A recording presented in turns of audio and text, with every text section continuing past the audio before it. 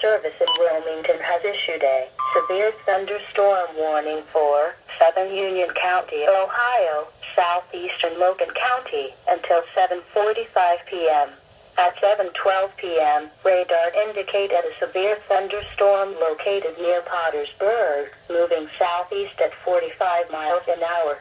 Storm hazards include winds to 60 miles an hour, penny-size hail. Locations impacted include Marysville, in addition, Raymond, Pottersburg, Milford Center, Nudover, Unionville Center, Watkins, and U.S. Route 33 at U.S. Route 42 are near the path of this severe thunderstorm.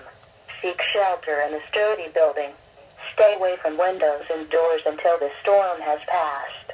To report severe weather, go to our website at weather.gov/ILN and submit your report via social media when you can do so safely.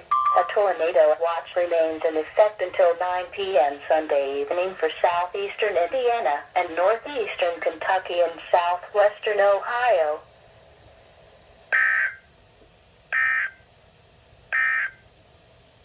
Now for